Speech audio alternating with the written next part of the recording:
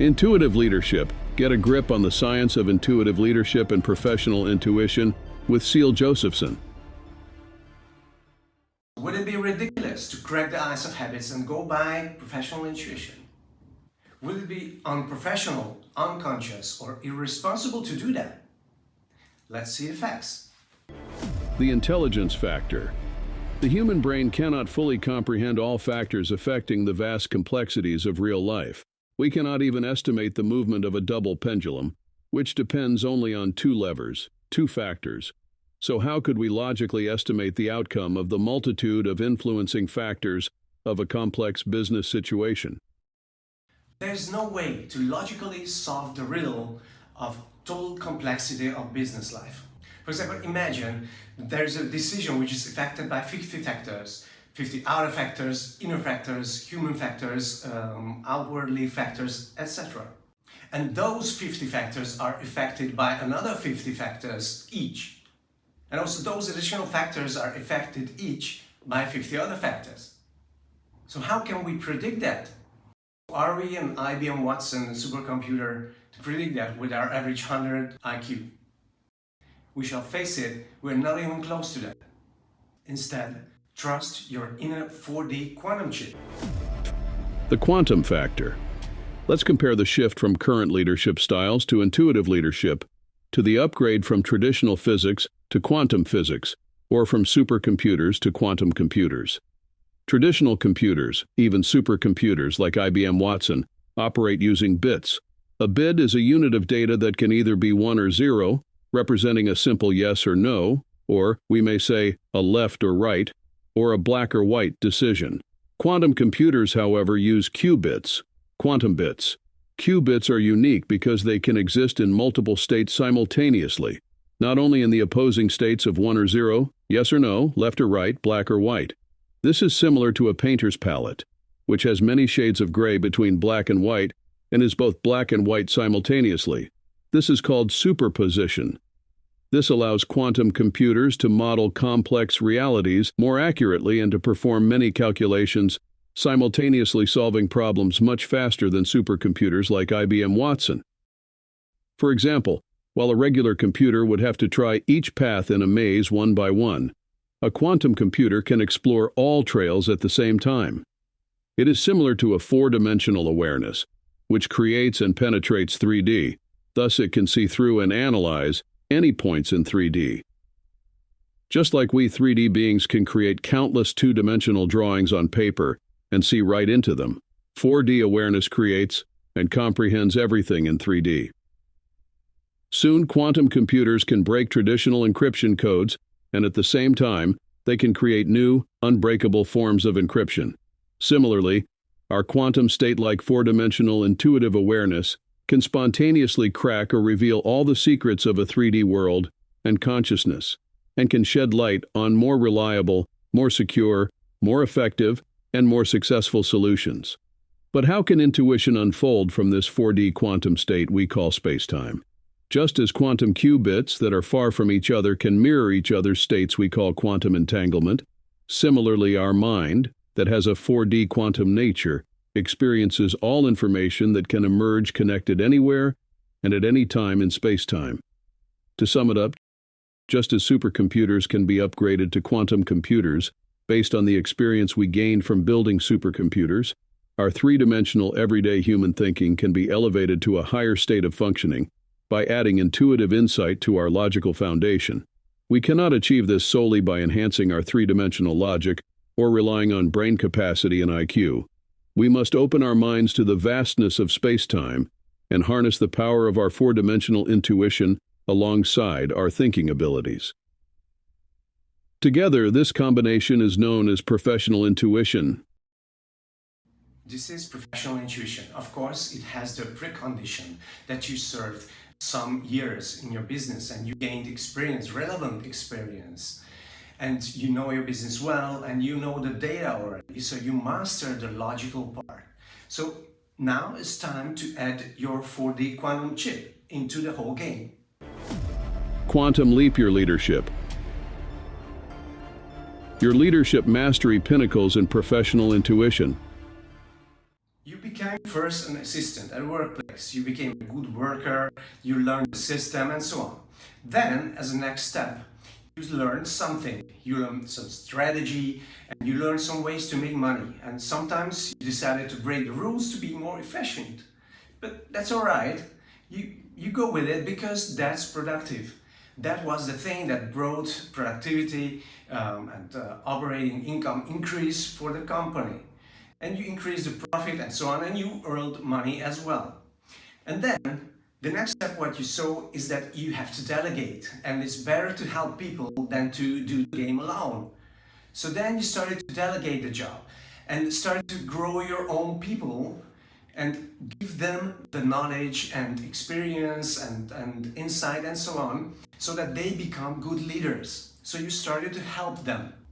You were coaching your managers to become leaders.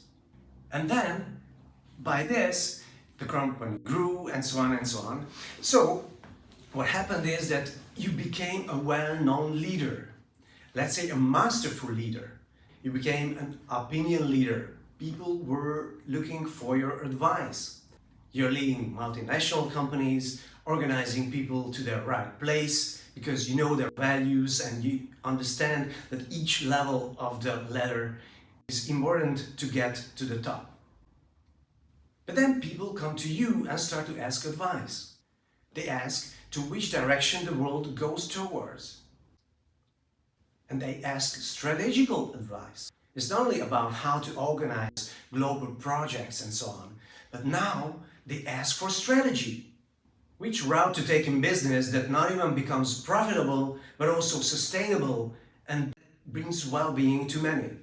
Physical well-being, social well-being, and mental well-being. So you are asked for the strategy, your global view about how things go.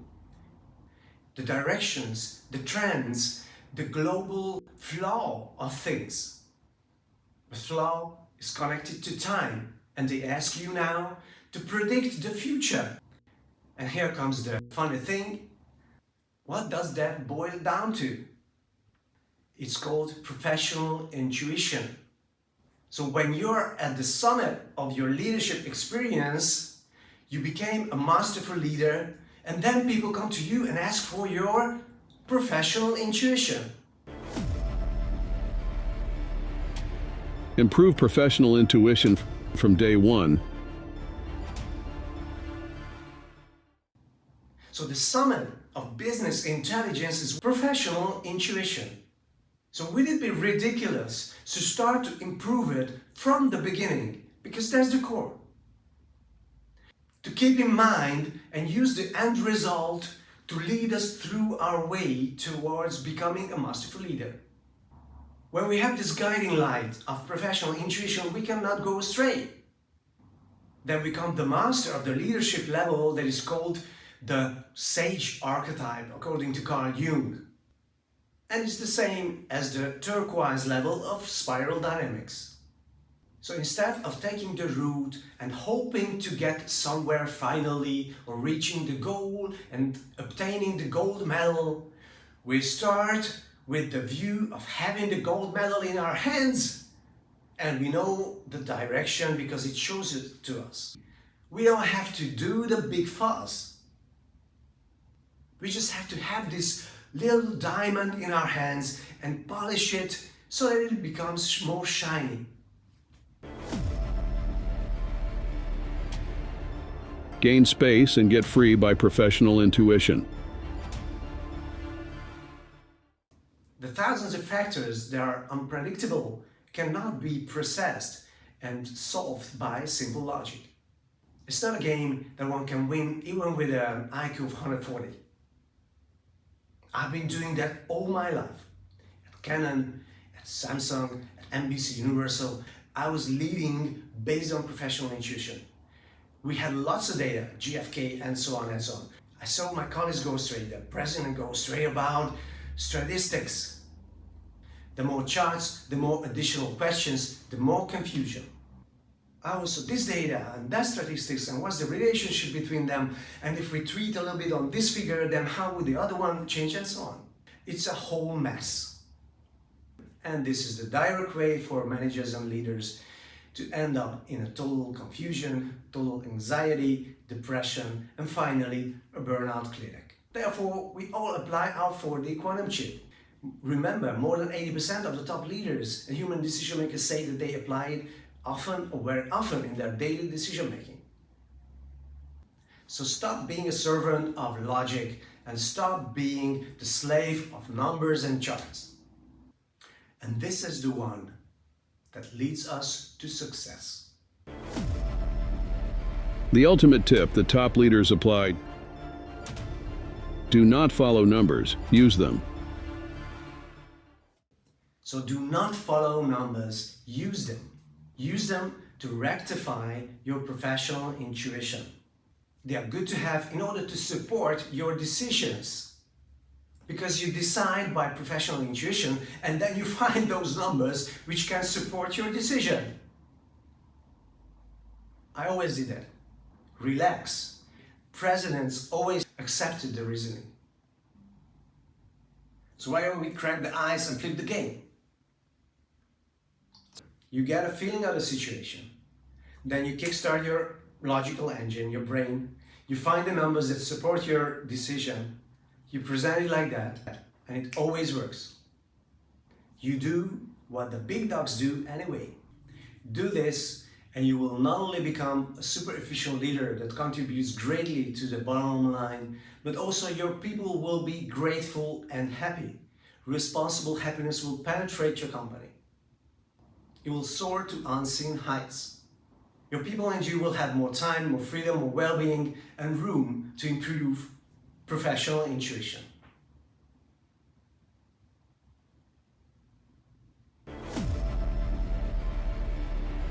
How to improve professional intuition. Strategic view first, tactics and operation next. First, consider the vastness of space itself. Look into space, galactic space, or at least a view from a mountain. Is there anything stable in it to rely on? Is there anything in it that does not wear out with time?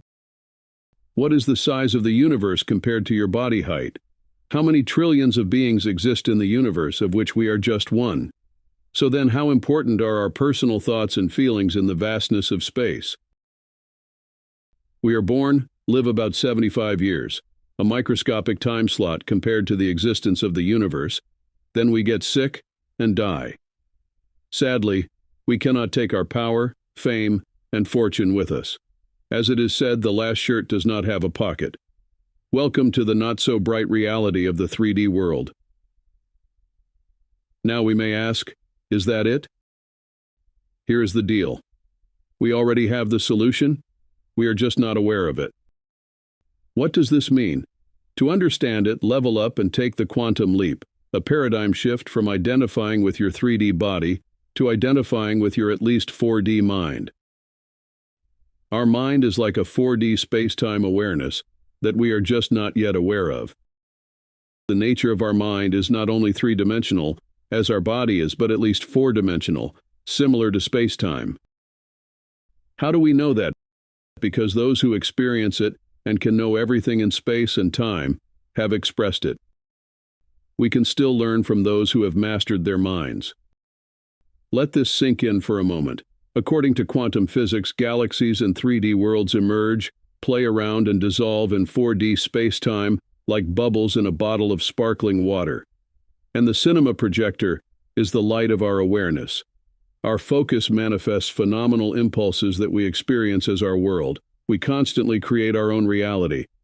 And since every being creates their own world, countless worlds or universes appear. This is because our true nature, what we really are, is our mind. This transcends 3D materialism, nihilism, and creationism, reaching far beyond them, being at least 4D-like. So, if 3D worlds come and go, what about our thoughts and feelings? They have the same nature, as they are just products of our bodies, our neocortex, and our limbic center. Therefore, we should let our thoughts surrender to the vastness of limitless 4D spacetime. Let them melt back to where they emerged, and that permeates them. Our thoughts and feelings disappear with our body after we die, but our minds, which are like 4D space-time-like timeless awareness, will continue to exist. Therefore, the joker we already have in hand is the 4D nature of the mind. This cannot be obtained, as every being has this nature already. The only thing we need to do is to let our mind work itself out and get accustomed to it. Being aware of the nature of 4D means intuitively and spontaneously knowing everything in 3D. In light of this, does it really matter what influences what or who does what with whom in our 3D world, from the 4D point of view? Does the 3D flaw that we call our world count, including anything within it, or is it just an illusory play within 4D? At the same time, this fourth dimension or further dimensions cannot be fully explained by 3D properties or described by 3D words, nor can it be understood with the mindset we use to experience space in 3D. Yet everything, planets, stars, suns, worlds, galaxies, universes, is its natural and spontaneous expression. Finally, let's look at where this play of awareness we are experiencing right now happens. Where does this I reside, and what is it like? What is its size, weight, color, taste, and touch like? Is it in our brain, or is it at a certain place in our 3D bodies? Or can it not be limited to 3D? Rather, it is like the fourth dimension that permeates and manifests all. Our 4D mind isn't located in 3D terms. Its 4D nature allows it to permeate everything. It penetrates and connects everything and everyone, while simultaneously manifesting all that we consider existent. Then, why are we playing around with the 3D servant, the 3D phenomena, the 3D logic of how things flow in 3D, and taking it seriously when we have the chance to meet, or even become, the 4D boss? 4D awareness is the boss, and it is already the nature of our mind. The only thing we need to do is to get used to it by trying to hold it in our minds as long as we can through mental practices. To truly realize this with a bone-deep experience and not just temporary logic, we must free ourselves from the limitations of viewing 3D experiences as the only reality. We should recognize their illusory, dreamlike nature within the reality of 4D. Liberation is the result of mental practice getting used to this. This sounds promising, but how do we take this step forward? We can achieve this through mental practices that help us get used to identifying with our 4D mind rather than just our 3D body, which only serves as a temporary 3D tool for our 4D mind in this lifetime. Formal sitting practice and keeping this mindset in everyday life both help. Now, did you feel uncommon, a bit funny or strange while listening to this video? Or did you happen to have goosebumps, feel amazed or dizzy at some points when we were talking about the 4D space-time nature of the mind? Relax, it's a good sign. This may happen because the mind has the natural ability and basic nature to free itself. Our 3D everyday consciousness feels that it is losing its grip on us and can control us less and less in the future. Our mind's 4D space-time awareness started to create more and more space in our minds so that we finally get free from the habitual grip of 3D. We just have to let it happen and give it a chance by practicing it. Make sure that you subscribe to get more inspiration to take your quantum leap from Ceal Josephson.